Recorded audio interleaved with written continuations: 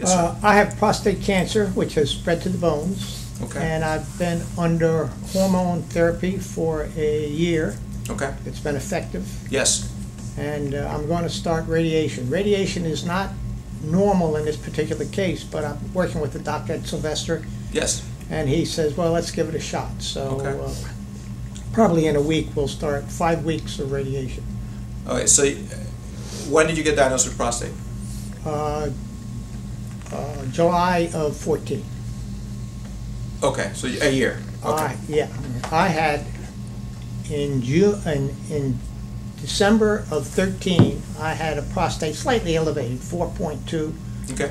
And coupled with my age and my annual physical, the doctor or urologist didn't think that was an issue. In 6 months, it jumped to 8, had a biopsy, and I had cancer throughout the pelvic area. Okay, so it's spread. Yeah, so does it really spread in 6 months or whatever? Who knows? But I think the lesson learned we could portray to anyone. They do have protocols. Yes. And all protocols don't work.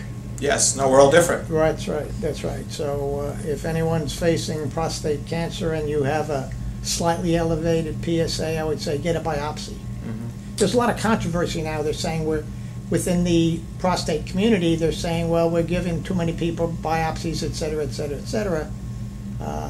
In my case, I think if I had an earlier one, it would not have spread. Correct. So Well, may I ask your age? 80. Okay. My father's 82. He's been in treatment for prostate cancer for 20 years. 20.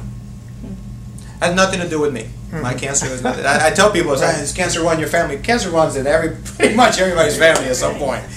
But my father was diagnosed right around 60-something, and he has gone through probably 5 different treatments of chemotherapy. Seed, planet seed, this, and this. He can't have surgery because he can't go under the knife. So that's why he had to go into hormone therapy and do these things. And I look at him as my hero because he has to deal with that treatment for 20 years. This year, they live in Tampa, I go see them. And I was there during a time where the doctor was basically saying that this was it, that the treatment wasn't working anymore. My father has had numerous treatments. They don't know what else to do for him.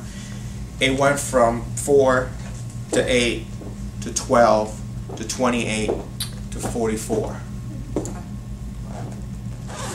So I met with the doctor. I went to Veterans Hospital in Tampa. I met with the doctor and I said, okay, listen, my father looks healthy. He looks young. He's taking supplements now, finally. It took me my whole life to get him to take supplements, but he is. He eats well. He keeps his sugar under control. He does all these things. His blood pressure is under control. Everything. So they found this pill, this chemotherapy pill, before they did the radiation. They wanted to try it, but they were scared that it was going to raise his blood sugar and his blood pressure. So through a lot of prayer, my father is very faithful, goes to church. He's actually teaching Bible study now at the church at 82 years old. And it went to 1.4 in 6 weeks. And I told the doctor, why don't you just try this years ago? But it's working. Now, my father, I tell him all the time, I said, you know, you must love us very much to stay with me and my mom and stay around.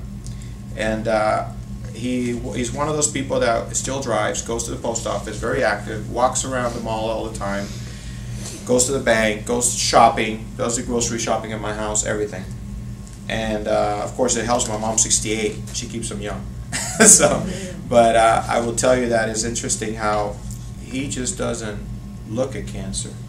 He just lives his life and does his thing and takes care of his blood pressure, takes care of his bills.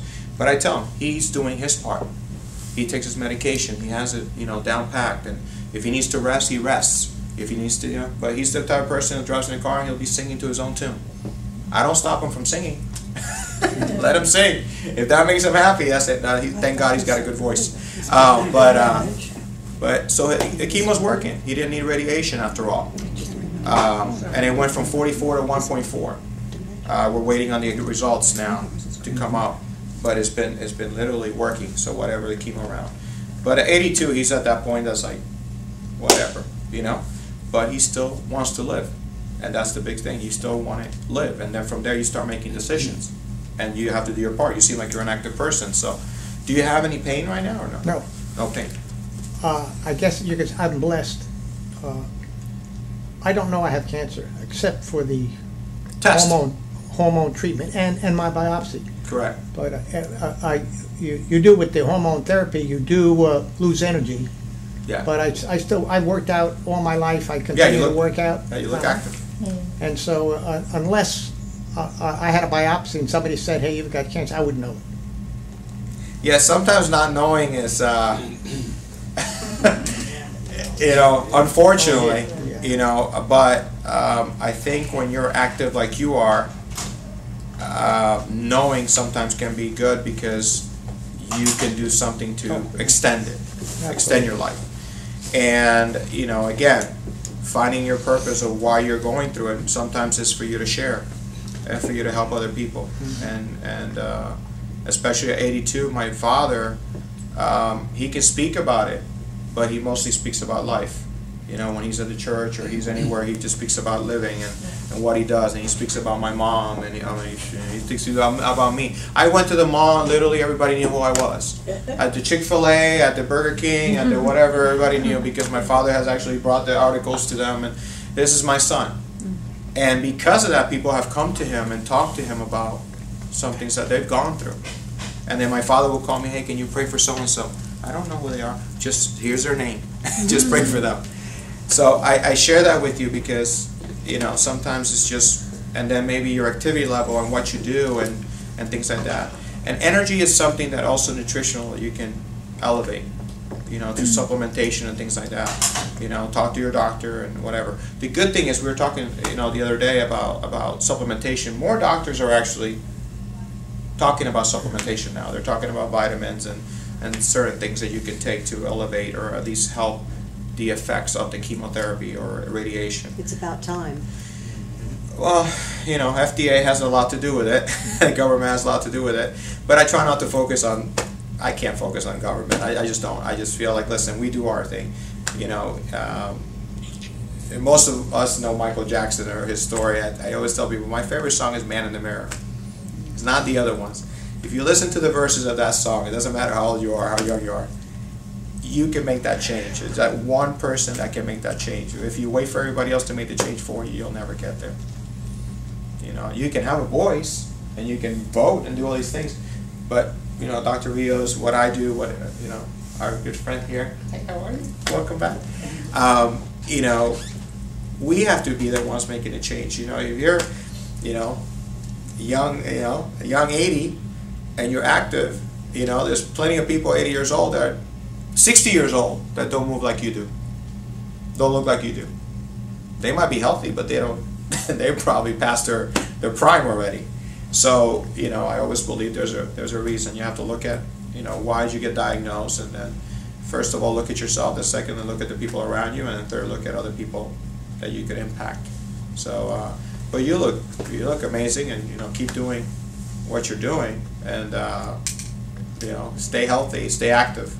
You know, don't. But that's a good thing that you wouldn't even know, because, and I always ask the pain, because when you express to the bone, that's a daily thing that you feel it, and when you feel it, it's a reminder.